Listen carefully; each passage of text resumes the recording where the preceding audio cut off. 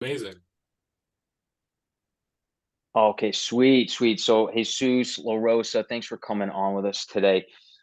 Just kind of the podcast kind of track and strategize and kind of go into entrepreneurship, business strategies, marketing, all everything that has to do with it.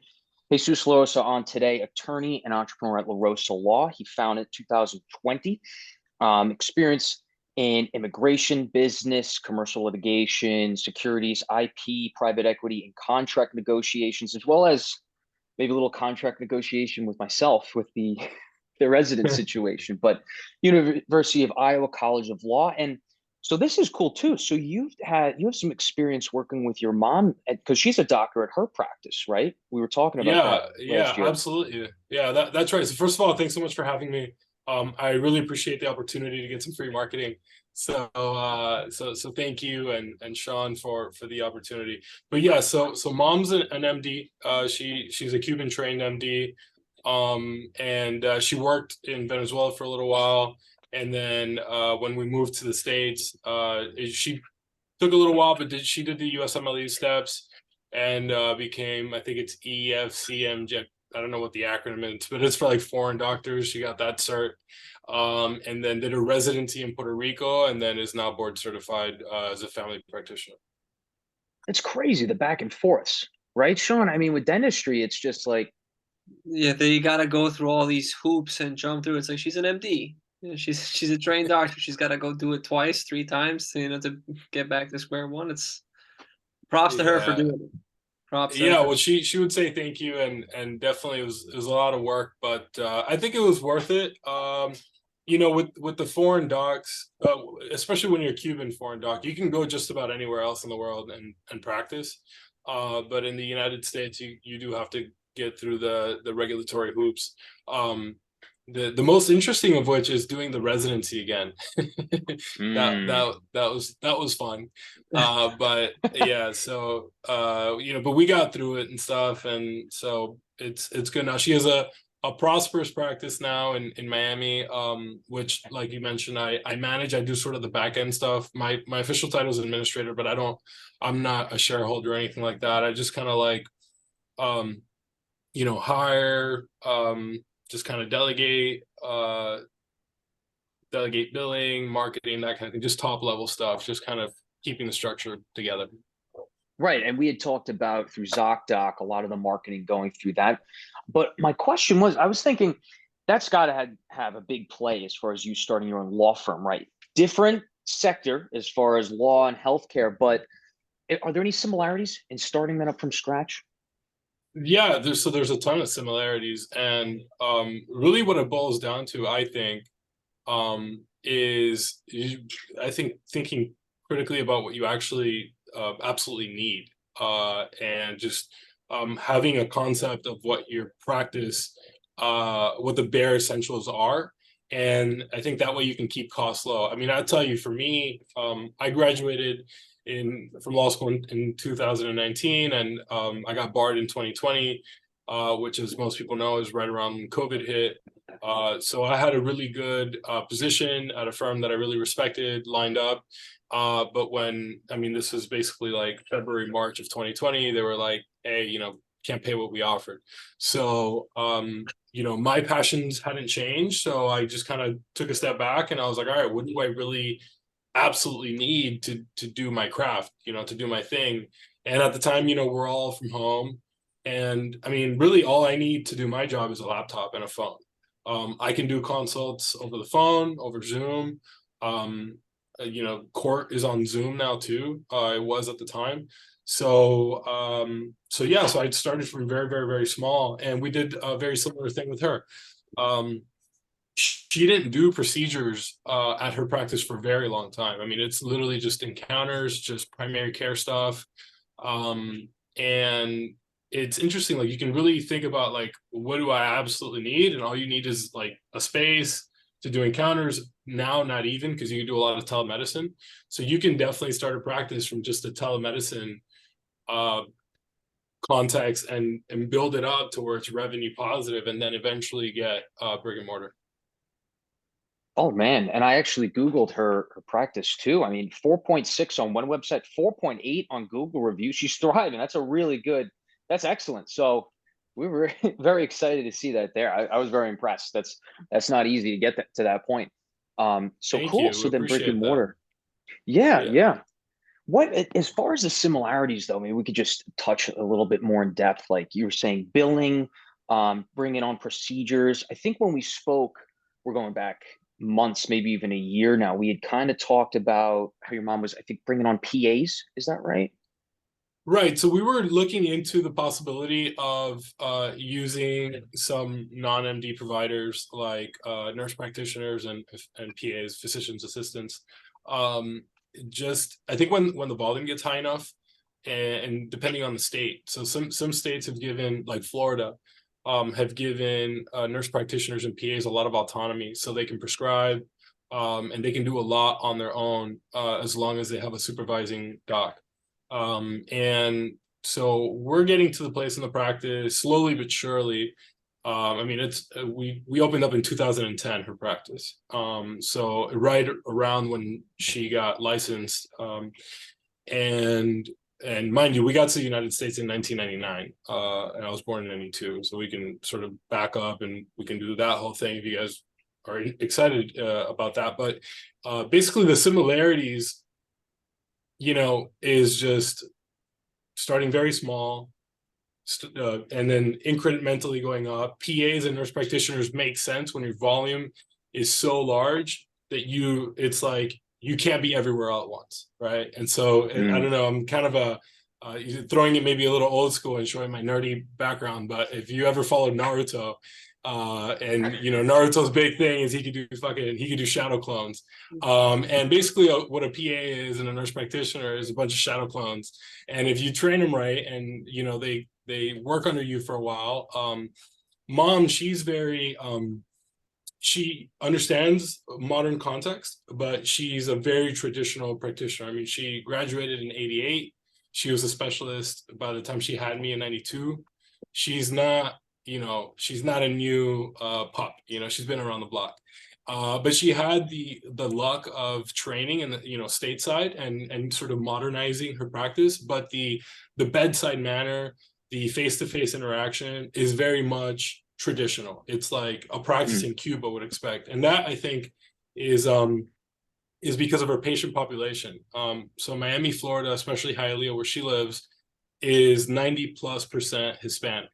So only like maybe 10% of her patients speak predominantly English. Wow. So Wow. 90% speak Spanish. So they expect, how you doing, mijito? They know the family, the abuela, the cousin. It's very family focused, and so it's hard in corporate America to understand that. But she makes it work. She does the 15-minute turnarounds, but still digs deep enough that patient population is satisfied. That's where she has the advantage because she understands what her population is looking for. She understands the relationship and the cultural relationship that her patients are looking for. So I'm sure it's a big comfort to her patients also that they can go to someone who understands them on a greater level than just doctor patient. And it's the reason she has the reviews that she has. So yeah, it's like 4.8 stars on Google. She's on ZocDoc. I think she has some like 150 reviews, 4.6. It's no coincidence. It's bedside manner. It's doing the things that to the practitioner maybe don't make as much sense. I mean, for folks in family medicine, I ask you this: when was the last time you touched a patient? And does it make sense to do a comprehensive physical exam, even though half of it is theater, right? Mm. What Hmm. does the patient expect? And are you doing that? And sadly, in the insurance framework that we find ourselves in, where the average encounter is 7 minutes, a lot of doctors just don't want to play ball. And I think that they suffer professionally as a result. Mm. 7 minutes. That's nuts. 7 minutes. You wait 27 minutes in the waiting room before you go to see the doc, and you get Not in 7 minutes. our practice, but yes, the average wait time is much higher than the time spent before the doctor. If you look at stats now, I mean, just because of the reimbursement rate, so the way they work, is the multiple is lower, right? So you get reimbursed, like, let's say, I don't know, average $60 for a 15-minute encounter, and then it goes up every 15 minutes after that, it goes up like 10 or 15%. So the move financially, if you're looking at it from my point of view, is just have a bunch of 15-minute blocks. So if you have a 15-minute encounter, the person has to come in, do vitals, wait, hi, bum, bum, bum. But it's 5 minutes in, 5 minutes out, 7 minutes average talking to the patient. You guys thought it was science. That's It's awesome. kind of crazy when you boil it down to a science like that of just the the numbers of it all. It's an interesting thought process. I guess it's something that Brenda, we're gonna have to look into more when we start seeing our patients. But your mom stands out because she's spending that extra time. So the numbers take you so far, but then after a certain while and after a certain point. To her credit, she doesn't know any of this.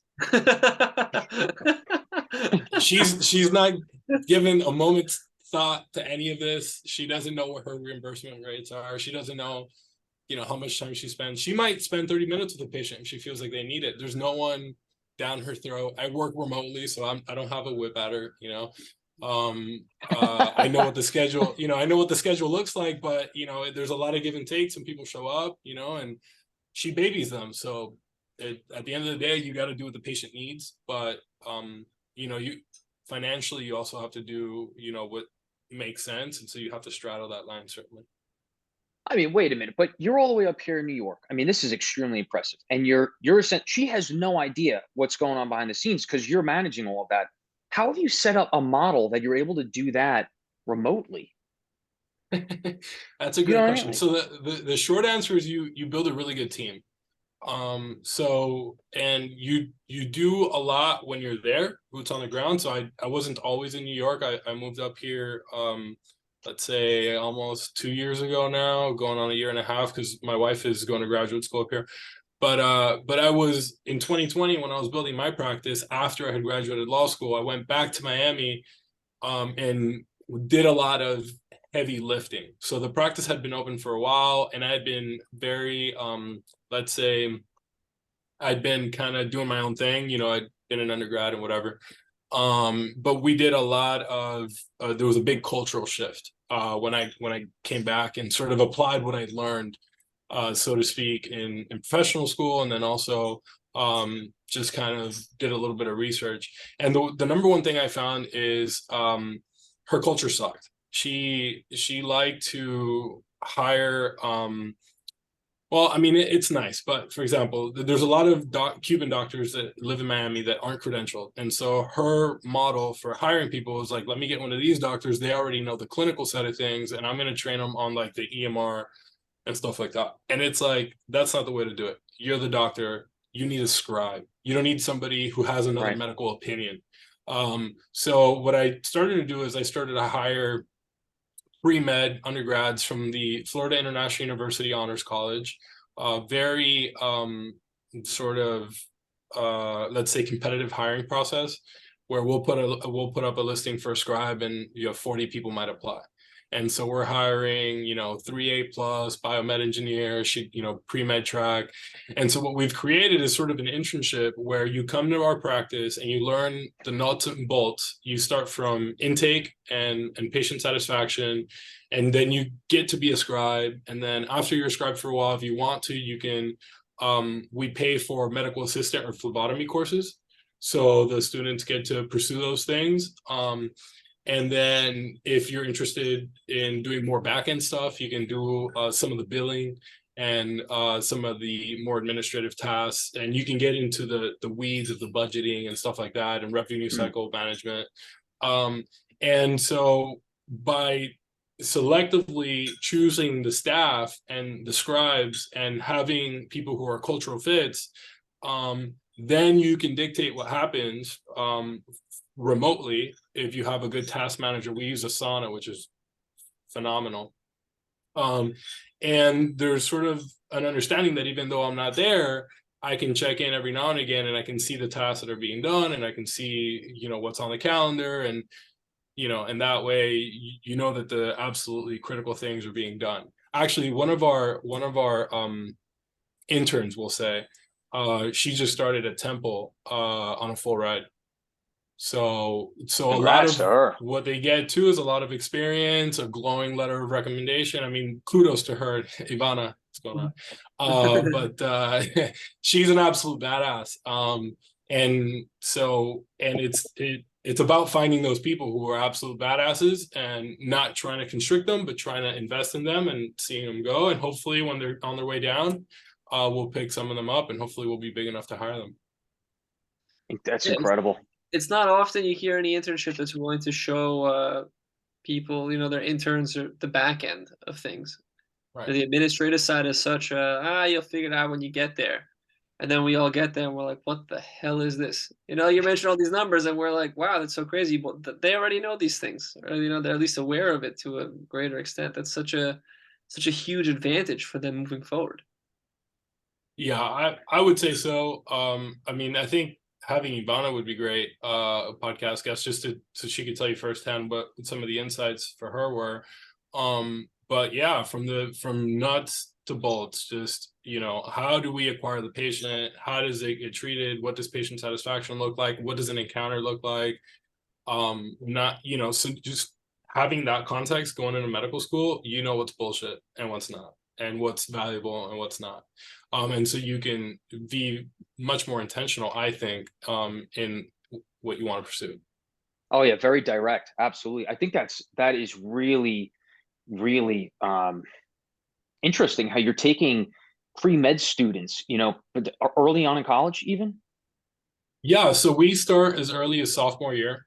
And so these are people who, listen, I can go on Indeed or LinkedIn or whatever and find like a career scribe. But like a career scribe, she's just gonna want to clock in and clock out.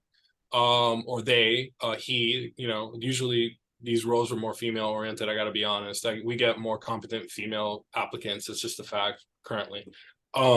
So the career scribe on average is not a go-getter. Like they're not gunning for they don't have their eyes don't glow right when they come into the office. You get somebody who's got a chip on their shoulder. They know they want to go to med school. They're in the honors college. They got a high GPA.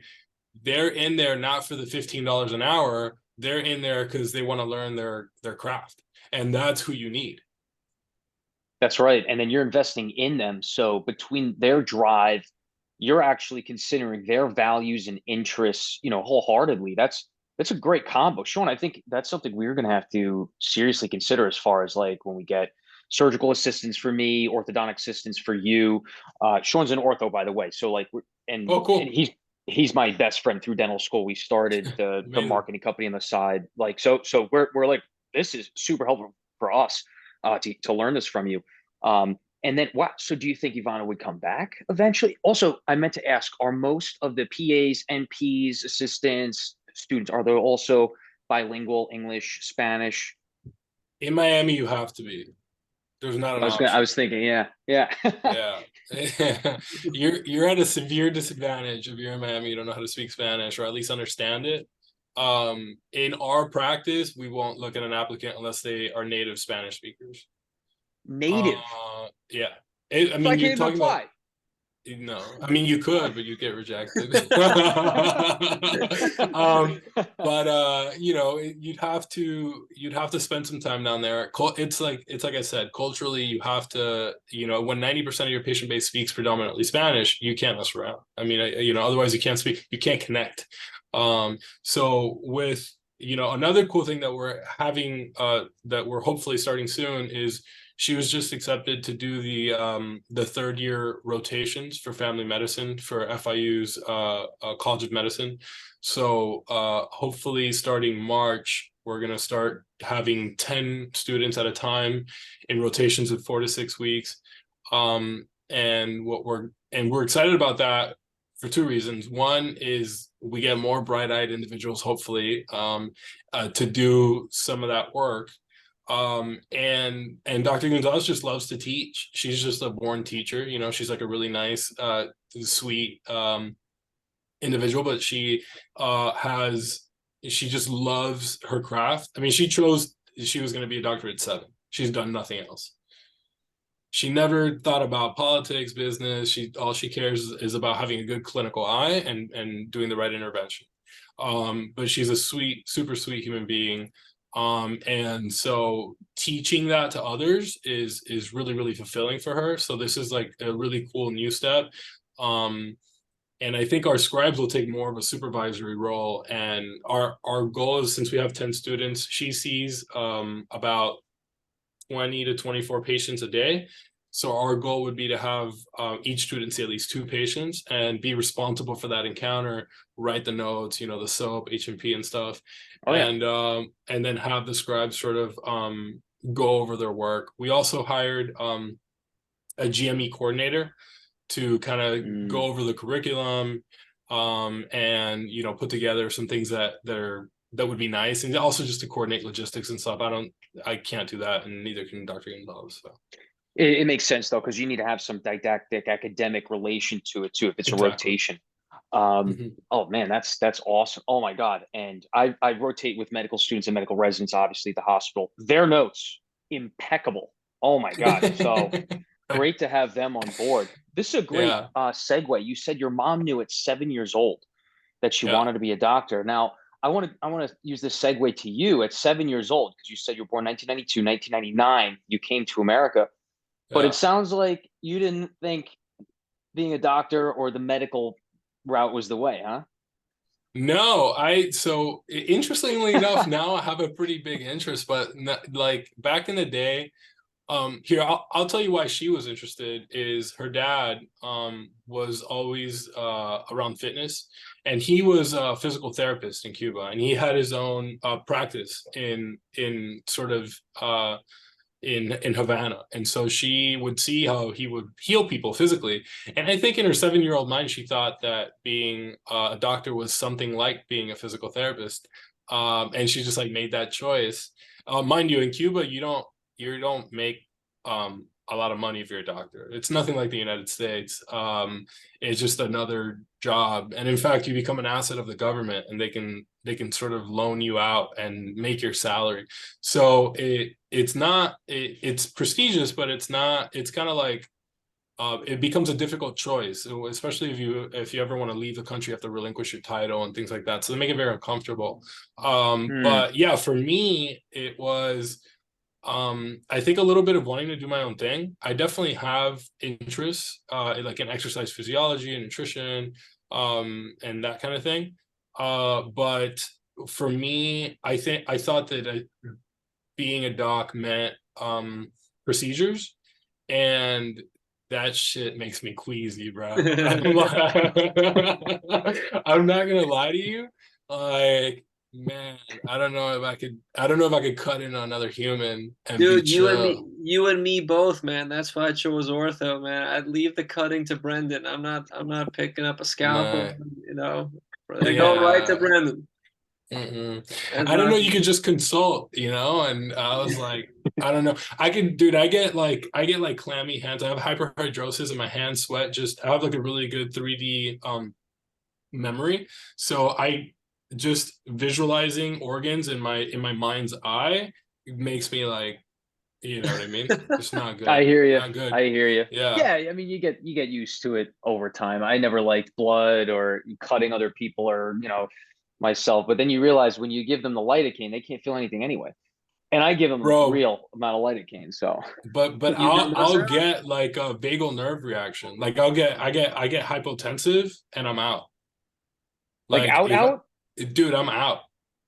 Like if you pin me IV and you're in my shit for too long, I start to lose like consciousness. It's bad. So you knew yeah. And what's funny is I'm a risk taker otherwise. Like, you know, I love, like, for example, like Brazilian Jiu-Jitsu. I do it on a regular basis, and I like race go-karts. It's not like I don't know. It's weird. There's an acuity with the body where I like feel it too much. I'm just like too in tune with it, and I just like, and then I freeze out. Man, I'm with Law you. school is calling.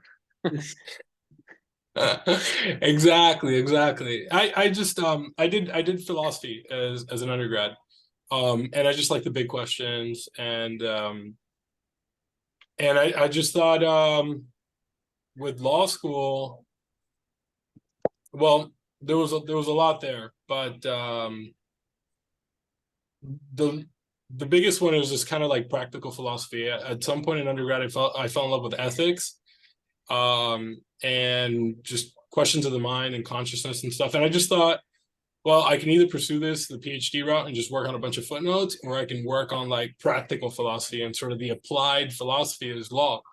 You have these constructs, these ideas about how things ought to be, and really what the law seeks to do is enforce those and sort of apply sort of legal theory to the populace at large. So I thought that was interesting. I pursued it.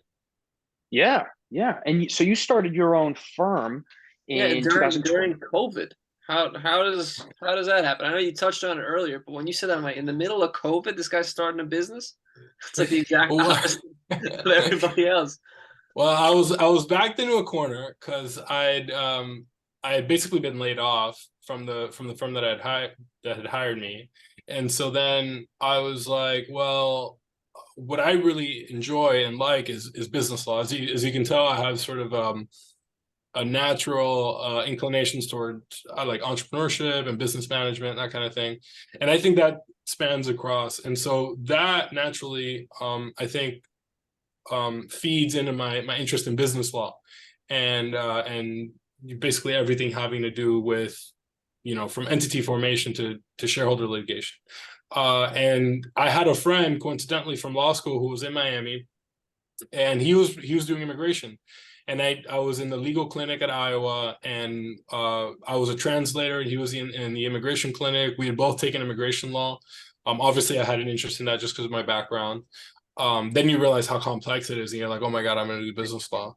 But yeah, immigration law I like it more now, but I got to be honest, in law school, I was like, that is entirely too much. And Oh so man. he was doing immigration at a firm in Miami, and they had just cut his hours, and they had taken away his commission. He got like a cut for every contract upon sale, and they took that away. And so I was like, hey man, why don't we go into business? Why don't we do like a 50-50 split? You can handle immigration, I'll handle business law and general civil, and we'll just see what happens. Like, and we'll keep overhead super low. We'll build, all we need is a website, a laptop. So what we do is I work out of virtual offices. I don't know if you guys have ever heard of like Regis or WeWork. Yeah, We yeah, we worked. Yeah. Cool. So you can pay a small monthly amount to literally have the corporate address, so you can have your like Google My Business or whatever, and have that be your office location. And then if you have to do a consult and it's like an in-person consult, you can book out a conference room. So that's how you can have like offices in Miami and New York and really like have no overhead. Um, and so we started doing that, and it's like pretty good, man. When you're like a professional and you're just selling services, there's like no cost other than labor, right? So it's Mm. not like you're manufacturing a widget and there's all these costs associated with making this widget and shipping the widget and getting it out to the client. You're not ever holding inventory. So if you're like half adept at like, okay, let's keep costs low, what do we need to make sales? If you're sales driven, um that's what happens. We just like start to make a little bit, and then you're like, all right, cool, we got a little bit in the bank. What do we, what's the next sort of development to that? And then you start kind of building what you need, and then I've invested mostly in my team these days. I ended up hiring a paralegal who's awesome, who has a ton of experience in immigration, and I do the consults with her, and we work together. And then I do the general civil stuff myself. I just hired a baby attorney. She's actually taking the bar exam this week. So best of luck, Cindy. if you're hearing this. But my goal in the future is to do mostly sales and marketing, and then have both Cindy and my paralegal handle a lot of the production line, and then I can do the shit that I like, which is like hearings and sales. Huh. What is Yeah. sales like for law? I'm not, I don't know, Sean, I don't know. Sure. So in law, you actually have, like, your client pays you. It's not your insurance company, right? Imagine if you were like looking for a lawyer and you had to look up, oh, I wonder if my insurance company covers this lawyer, right? Like, that's weird. Yeah. So what sales entails is you have a sit down with a client and you have a sort of, he or they explain to you what the situation is, the facts, and you relate to them to your knowledge of the law, and you sort of draft a plan of action for how you may be able to solve their problem. And if they like what they hear and they like your price, then they sign a contract with you to hire you. And that's basically the sales pitch. And then when you sign a contract, they enter into a promise to pay you money in exchange for your services. Yes, the 1/3, the 33%. Yeah, okay. Well, that's a contingency figure. So this is very interesting. I actually geek out about this. So Also, what just you're just really quick, we Yeah. have less than a minute left, and we're really Oh, getting sorry. into some meat and potatoes here. Is Yeah, it okay yeah. if we sign back into the same? Yeah, no problem. Yeah, absolutely. Good Is that idea. okay, guys? Yep. Just real quick, yeah.